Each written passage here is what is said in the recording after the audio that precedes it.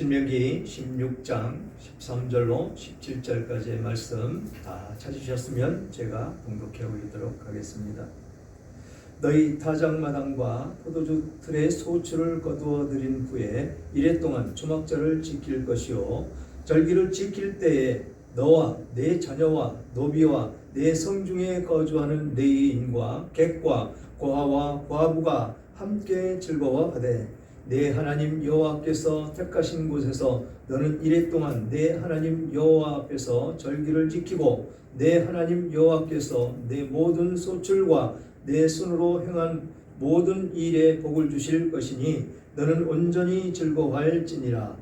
너의 가운데 모든 남자는 1년에 3번 곧 무교절과 칠칠절과 초막절에 내 하나님 여호와께서 택하신 곳에서 여호와를 배웁되 빈손으로 여호와를 배웁지 말고 각 사람이 내 하나님 여호와께서 주신 복을 따라 그 힘대로 드릴지니라. 아멘. 아멘. 오늘 제목 감사하는 추석 명절이라는 제목으로 은혜를 나눌까 합니다. 이제 내일 모레면 우리나라의 민속 명절인 추석입니다. 풍성한 결실을 맺게 해주신 하나님께 감사하며 예배드리는 성도 여러분들에게 하나님의 풍성한 은혜가 충만하시기를 축복합니다. 추석, 참 어렸을 때 많이 설레었던 그런 단어가 아니겠습니까? 가난했던 그 시절, 추석이나 돼야 돼지 비계 한 서너 개 이렇게 띄워져 있는 그 국을 먹는 맛이 얼마나 좋았던지요. 또 재수가 좋으면 조금 여유가 있으면 옷도 새 옷 어머니가 사주셔서 입을 수도 있는 그런 시절이었었습니다. 그리고 동네방네 다니면서 인사한다고 다니면 무엇을 줍니까? 맛있는 음식 배불리 실컷 먹는 날, 그날이 바로 추석이었었던 것이죠. 아련한 추억 가운데에서 그 모습 가장 행복했던 시절이었던 것 같습니다. 지금은 그런 풍습이 다 사라지고 자기네 가족 모이면 다행이지만 모이지도 않고 놀러가고 그러면서 전화로 대신하는 그런 일들이 비일비재하죠. 그 다음에 청년 시절은 또 어땠습니까? 청년 시절로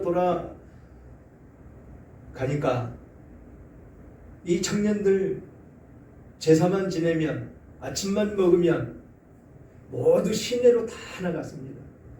극장 구경, 그 영화 보러 엄청나게 버스가 미어터질 정도로 청년들이 그렇게 몰려다니면서 영화 구경하고 영화가 끝나면 곧바로 집에 가는 것이 아니고 또 짝을 지어서 과수원이나 이런 곳에 가서 그 풍성한 과실을 즐기며 그렇게 살았던 그 시절이 엊그제인 것 같지 않습니까? 이런 풍성한 결실을 맛보는 그 시절, 그때가 그리워지는 지금 이 시점이다라는 것입니다. 핵가족 제도 내지는 나의 편안함 이런 것으로 인해서 그런 어떤 모임이 다 사라져버리는 그런 시대가 되었다라는 것이죠. 공항이 엄청나게 붐빕니다. 특별히 인천국제공항. 추석에 부모님과 함께 가족들과 함께 즐기라고 함께 사랑을 나누라고 이것을 제정해 줬더니 자기만 즐거워하는 그 모습으로 해외에 여행 가고 아니면 국내에 여행 가고 그런 모습으로 변모한 지금 이 시대 속에서 과연 옛 사랑이나 그 정은 어디에 갔는지 찾아볼 수가 없다라는 것이죠. 그래 오늘 본문 16절의 말씀을 보면 하나님은 이스라엘 민족들에게 1년에 3차례 명절을 반드시 지키라고 당부를 하셨습니다. 여기서 말하는 이 무교절, 칠칠절, 이 수장절은 이스라엘의 최대 명절입니다. 이스라엘 민족은 의무적으로 예루살렘으로 모여서 이 절기를 축제로 지켰다라는 것이죠. 근데 지금 우리 대한민국은 명절이 두 개가 있죠. 설날과 추석. 설날은 새해를 시작하는 그 날이기 때문에 하나님께 감사하는 그런 절기. 추석은 풍요로운 풍성한 결실을 맺게 해주신 하나님께 감사하는 절기. 그렇게 분류가 될 수 있습니다. 거기에 크리스찬들은 무엇이 더해집니까? 바로 부활절과 크리스마스인 것이죠. 예수님이 탄생하신 그날, 그 절기를 철저하게 지키는 것이 크리스찬들입니다. 여기에 이스라엘 민족들에게 의무적으로 예루살렘에 몰려서 그 절기를 지켜라 라고 명령한 목적이 있다는 것입니다. 명절은 나름대로 의미가 들어있기 때문에 그렇다라는 것이죠. 무교절.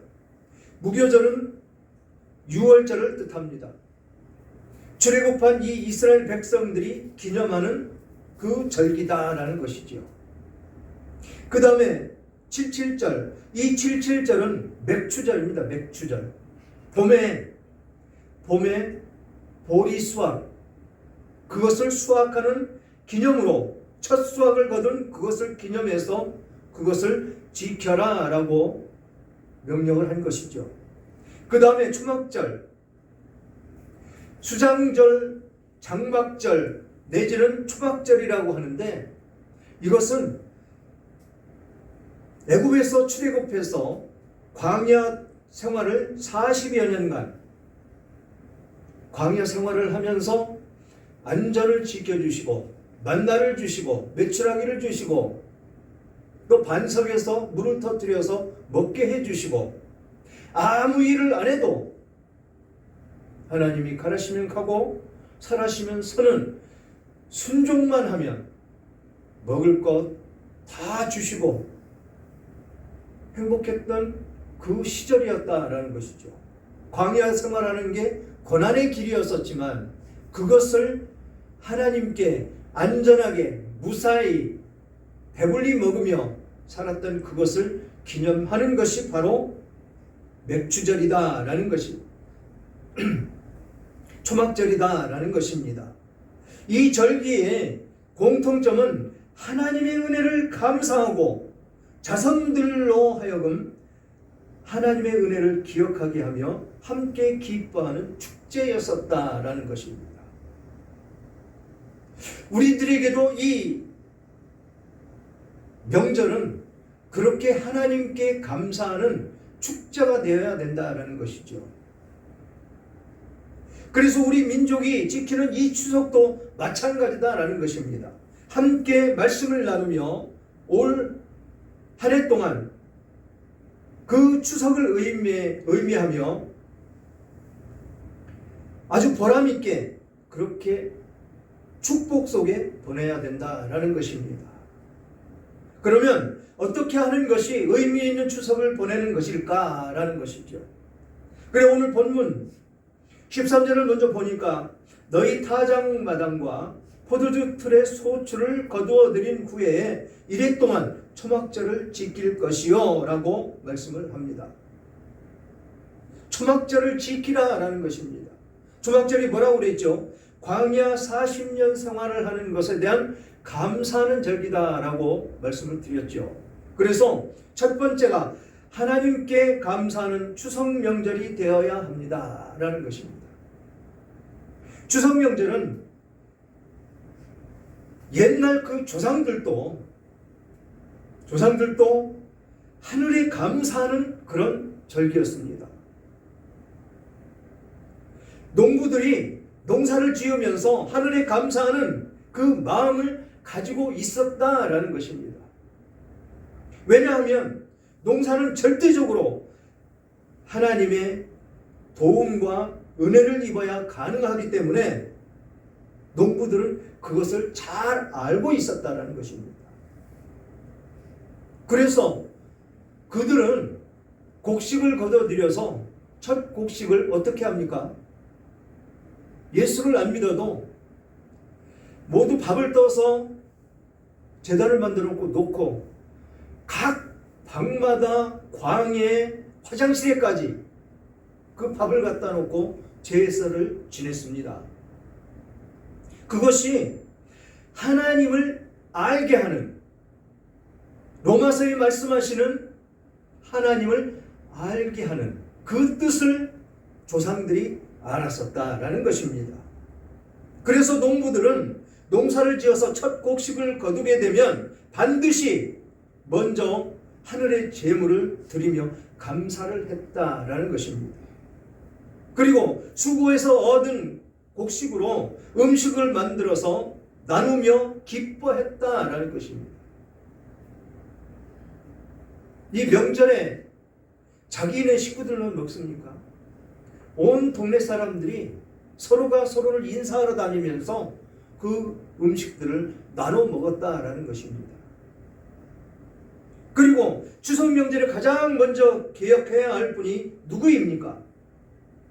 바로 천지 만물을 지으시고 주인 되시며 풍성한 은혜를 주시는 하나님이시다라는 것입니다. 우리가 사는 이 자연 세계를 보면 하나님이 베푸신 은혜를 쉽게 알 수가 있다는 것이죠. 예수를 믿고 구원받은 사람은 두말할 것도 없지만 예수를 믿지 않는 사람이라도 성경을 모르는 사람이라고 할지라도 이 자연의 그 섭리 속에서 하나님이 살아계심을 알 수가 있는 그들이더라라는 것입니다. 하나님의 은혜가 얼마나 큰 것을 알 수가 있는 것, 그것이 지난주인가요? 저지난주인가요? 로마서를 말씀을 보면서 하나님은 이 자연 모든 섭리를 보면 하나님이 계심을 알 수가 있다고 말씀을 하셨던 것입니다. 그래서 옛 우리 선조들도 그렇게 감사를 할 수 있는 그들이 되었더라라는 것입니다. 하나님께서 이 모든 세계를 지으셨습니다. 또 돌보시고 운행하고 계십니다. 겨울이 가면 봄이 오고 봄이 가면 여름이 오고 여름이 가면 가을이 옵니다. 또 하나님은 때에 따라서 비를 주십니다. 맑고 깨끗한 하늘과 좋은 햇빛을 우리들에게 주셨습니다. 그래서 많은 수확을 거둘 수 있도록 하나님은 모든 섭리 가운데 창조물에 대해서 섭리하고 계시더라라는 것입니다. 신명기 28장 12절에 보니까 여호와께서 너를 위하여 하늘의 아름다운 보고를 열으사 내 땅에 때를 따라 비를 내리시고 내 손으로 하는 모든 일에 복을 주시리니 내가 많은 민족에게 꾸어줄지라도 너는 꾸지 아니할 것이요 라고 말씀을 하고 있습니다. 때에 따라 비를 내려주신다. 비 안 내려주시면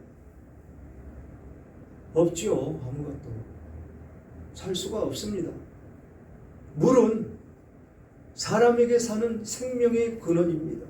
사람에게 뿐이겠습니까? 짐승과 들에 나는 풀조차도 물이 없으면 살 수가 없습니다. 그래서 생명의 근원이 물이다라는 것입니다. 이 도해지 대부분 한번 보십시오. 도해지 한복판을 가로질러 가는 강들이 다 있습니다. 아니면 큰 내천이 있습니다. 왜 그런 곳에 정착을 하도록 사람들이 그곳에 모였을까요?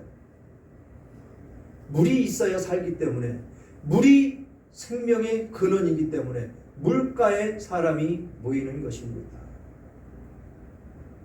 산에 가도 이 물가에 뱀들이 많습니다. 왜요? 물이 있어야 그들도 살 수 있기 때문에 그렇습니다. 짐승들도 마찬가지로 물이 있어야 살기 때문에 풀을 뜯어 먹다가도 물 있는 곳으로 와서 반드시 물을 먹습니다.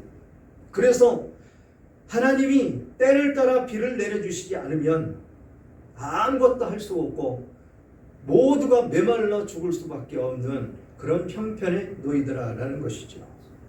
그래서 하나님께 받은 은혜를 생각하면서 감사해야 될 것은 한 해 동안 우리를 돌보신 분은 하나님이시다라는 것입니다. 그 하나님께서 우리를 지키시고 인도해 주셨기 때문에 현재 우리가 건강하고 행복한 모습으로 살아갈 수가 있다라는 것입니다. 감사는 은혜를 받은 사람만이 할 수가 있습니다. 또 감사는 은혜를 받은 자가 다 보답으로 하나님께 영광을 돌리는 것이다 라는 것입니다. 따라서 우리는 하나님의 은혜를 기억하면서 감사해야 된다라는 것이죠. 그러면서 뭐라고 말씀하십니까? 13절 너희 타작마당과 이건 했죠. 14절 절기를 지킬 때에 너와 내 자녀와 노비와 내 성중에 거주하는 내인과 객과 고아와 과부가 함께 즐거워하되 라고 말씀을 하십니다. 그래서 이 추석을 감사하는 추석 명절이 되는 두 번째 조건은 무엇이냐? 사랑을 실천하는 기회로 삼으시기를 바랍니다. 전통적으로 추석 때는 모두 다 함께 즐거워했습니다. 성경도 명절에는 모두 함께 즐거워하라고 명령을 하십니다. 그래서 너와 내 자녀와 노비와 내 성중에 거주하는 내인과 객과 고아와 과부가 함께 즐거워하라 라고 말씀을 하십니다. 우리 옛 추석 명절도 그랬습니다. 설 명절도 그랬습니다. 부자고 가난한 사람들이 따로 없었습니다. 어렸을 때 명절 때 인사하러 다니는데 가장 좋은 집이 어디입니까? 부잣집이었었죠. 거기 가면 음식이 다릅니다. 더 맛있습니다. 왜 그럴까요? 양념도 다르고 고기도 우리 일반인들이 먹는 고기 부위와 다릅니다. 넓적살이살 그거 쓸어서 비계만 둥둥 띄워서 국을 주어서 그거 먹는데 그 부잣집들은 갈비 먹지요. 그러니 맛있을 수밖에 더 있습니까? 이것이 우리가 살던 옛 모습인데 그 시절이 그리워지는 그 모습이다라는 것입니다. 그렇게 너나 할 것 없이 그렇게 서로를 즐기며 그렇게 살았고 또 보름달을 보면서 동네 사람들 모여서 강방수월래를 했고 너를 띄고 그러면서 즐기며 살았던 것이 옛 우리들의 추석의 모습이었다라는 것이죠. 어렸을 때 그런 모습, 그런 시절이 거쳐 지나가지 않은 사람들은 없을 것입니다. 물론 서울에서 살았다면 아마 그런 정치를 모르며 살았을 수도 있었겠지요.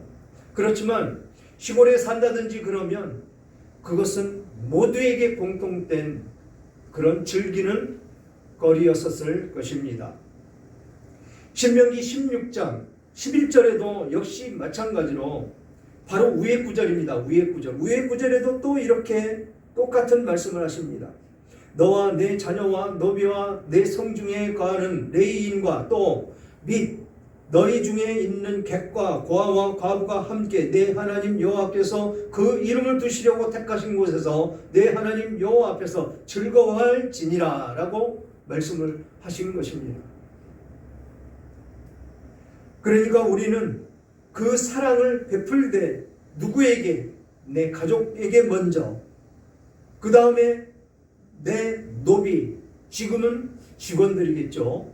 직원들, 그리고 성중에 거주하는 레위인. 이 레위인들은 누구입니까?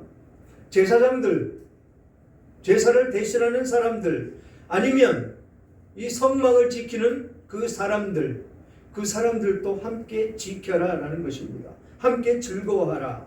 그리고 객과 고아와 과부, 힘들고 어려움 속에 있는 사람들, 그 사람들 돌아봐라 라는 것입니다. 그래서 이 추석을 사랑을 실천하는 기회로 삼아야 된다라는 것이죠. 그러면서 15절 보니까 내 하나님 여호와께서 택하신 곳에서 너는 이래 동안 내 하나님 여호와와 함께 절기를 지키고 내 하나님 여호와께서 내 모든 소출과 내 손으로 행하는 모든 일에 복을 주실 것이니 너는 온전히 즐거워할지니라. 여러분, 추석 명절을 온전히 즐거워하시기를 주님의 이름으로 축원합니다. 위에 있는 사랑을 실천하시기를 주님의 이름으로 축원합니다. 또한 하나님께 감사하며 하나님께 영광 돌리는 추석이 되시기를 주님의 이름으로 축원합니다. 그러면서 뭐라고 말씀하십니까? 16절 너는 가운데 모든 남자와 너희 가운데 모든 남자와 1년에 3번 곧 무교절 77절 초막절에 내 하나님 여호와께서 택하신 곳에서 여호와를 배웁되 빈손으로 여호와께 여호와를 배웁지 말고 각 사람이 내 하나님 여호와께서 주신 복을 따라 그 힘대로 드릴지니라. 하나님께 감사하는데 빈손으로 하지 말아라 라는 것입니다. 주신 만큼 하나님께 감사하는 마음으로 드려라 라는 것입니다. 그래서 여기에 한 가지 덧붙여야 될 것이 무엇이냐? 이 추석 명절을 감사하며 지내야 되는 세 번째, 물론 하나님께 감사하는 예물도 드려야 되겠지만 전도의 기회로 삼으라. 이것이 세 번째 주제로 삼았습니다. 감사하는 것 당연한 것 아니겠습니까? 우리가 추수감사절은 별도로 드리지만 그 추수감사절은 추수감사절대로 모든 것을 마무리하면서 한 해 동안 돌봐주신 것, 그 은혜에 감사하며 그 날을 지키는데 지금 여기에서 말씀하시는 것, 이 명절에 수확을 거둔 것, 그것에 대해서 감사하라 라고 말씀을 하십니다. 거기에 덧붙여 복음을 전도하는, 그래서 영혼 구원의 기회로 삼으라 라고 세 번째로 주제를 잡았습니다. 이 한가위 명절에 제일 먼저 나눠야 할 것이 바로 그 복음이다 라는 것이죠. 다른 선물은 좀 부족하더라도 복음은 꼭 들고 가야 된다라는 것입니다. 꼭 들고 가시기를 주님의 이름으로 축원합니다. 가는 것이 아니고 오는 것이, 오시는 분이 많을 것입니다. 그러면 그 복음의 보따리를 잘 끌어서, 그 복음의 보따리를 끌어서 그 안에 있는 그 양식을 잘 먹이시기를 주님의 이름으로 축원합니다. 그래서 이 예수의 복음이 가면 구원을 받는다라는 것이죠. 누가요? 복음의 보따리를 끌어서 그 음식을 줌으로 그 음식을 받아먹는 사람들, 그들이 구원을 받는다라는 것입니다. 그러므로 가족을 진심으로 사랑한다면 반드시 이 복음의 보따리를 끌어야 된다라는 것입니다. 사도 바울은 디모데전서 5장 8절에 이렇게 말씀을 하십니다. 누구든지 자기 친족, 특히 자기 가족을 돌아보지 아니하면 믿음을 배반하는 자요 불신보다 더 악한 자라고 말씀을 하고 있습니다. 불신자보다 더 악하다. 누구를? 내 가족을 돌보지 않는 자. 무서운 말씀이 이렇게 기록이 되어 있습니다. 내 가족을 돌아보지 않는 게 무슨 말씀입니까? 나만 예수 믿고 나만 천국 가겠다라는 그 생각이라는 것입니다. 무서운 말씀이니까 이거 꼭 실천하기 바랍니다. 그래서 하나님이 기뻐하시는, 같이 천국에 갈 수 있는, 그래서 내가 이 세상을 하직하는 날 자녀들의 손을 붙잡고 내가 너희들에게 물려줄 것은 아무것도 없지만 내가 너희들에게 소중한 것을 줄 것은 하나 있다. 바로 내가 쓰던 성경. 이 성경을 보면서 하나님 손 꼭 잡고 천국에 와서 그때 다시 만나자라는 유언을 할 수 있는 그 모습이 돼야 된다라는 것입니다. 얼마나 아름답습니까? 전 지금도 아이들에게 그럽니다. 이미 아빠는 죽었던 사람이고 하나님께서 살려주셔서 지금 하나님께서 맡겨주신 그 사역을 감당할 뿐이지 아무것도 없는 빈손 아니냐. 너희들에게 물려줄 것 아무것도 없다. 다만 너희들에게 물려줄 것, 이 세상보다도 아주 귀한 것, 이 천하에 없는 아주 소중한 것, 아빠가 쓰던 성경책을 물려줄 것이야. 그것보다 더 귀중한 것은 없단다라고 아이들 모이면 꼭 이야기를 합니다. 그러면서 눈물로 기도하고 있죠. 우리 아들 때문에, 우리 누나 때문에, 어머니 같은 우리 누나. 너무도 안타깝게 어머니 아버지 가신 그 길을 따라가는 우리 누나. 내가 조금만 더 먼저 예수 믿고 하나님을 찬양했다면 그곳에 보내지 않았을 텐데, 그 생각만 하면 울면서 기도합니다. 어머니 일찍 돌아가셨기 때문에 누나가 어머니처럼 그렇게 살아왔던 우리 형제들인데,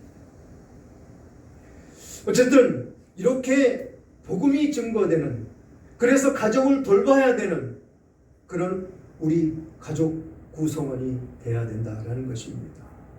그리고 성경의 인물들은 가장 먼저 가족에게 복음을 전했습니다. 안드레는 예수님을 만나자마자 먼저 베드로에게 복음을 전했습니다. 그리고 삭개오는 예수님을 모셔서 가족 전체가 구원을 받게 했습니다. 또 고넬료는 가족과 친척 그리고 친구들을 예배에 초청을 했습니다. 루디아는 가족 모두가 세례를 받게 했습니다. 빌립보 감옥의 간수는 가족 모두가 복음을 듣고 세례를 받았습니다. 복음은 우리는 전하기만 할 뿐이지 우리가 뭘 어떻게 할 수 있는 것은 아닙니다. 이렇게 복음을 전할 때 하나님은 그 필요에 따라서 전한 그 복음이 그 심령들에게 떨어질 때 자라게 하셔서 믿음을 그들에게 주신다라는 것입니다. 어렵게 생각하지 마십시오. 그냥 우리는 말만 툭 던지면 됩니다. 혹여 이번 명절에 그것을 전하고 있는데 왜 애들한테 부담을 주는 거야? 라고 옆에서 방해하는 일이 없으시기를 주님의 이름으로 축원합니다. 다 같이 전해야 됩니다. 다 같이. 예수 믿는 사람들은 방해한다면 그것은 반드시 사단의 역사일 것입니다.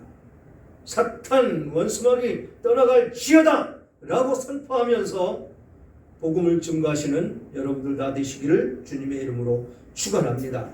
사랑하는 여러분, 명절을 가장 의미 있게 보낼 수 있는 방법은 먼저 믿는다로 인해서 나의 가족들이 구원을 얻을 수 있도록 복음을 전하는 것이다 라고 말씀을 드렸습니다. 이 땅을 향한 하나님의 구원의 계획은 지금도 계속되고 있습니다. 역사의 마지막 날에 하나님께서 양과 염소를 나누듯이 믿는 자와 믿지 않는 자를 나누실 것입니다. 그리고 믿는 자는 영원한 천국에 들어갈 것이고 믿지 않는 자는 영원한 저 불지옥으로 떨어질 것입니다. 이와 같이 하나님의 구원 계획을 참으로 믿는다면 우리는 결코 침묵하지 말아야 될 것입니다. 입술을 열어야 됩니다. 열어서 복음을 전해야 됩니다. 그러므로 가장 복되고 사랑으로 가득한 그런 추석 명절이 되시고 하나님의 구원 계획을 우리의 사랑하는 가족과 이웃에게 전하는 저와 여러분들 되시기를 주님의 이름으로 축원합니다.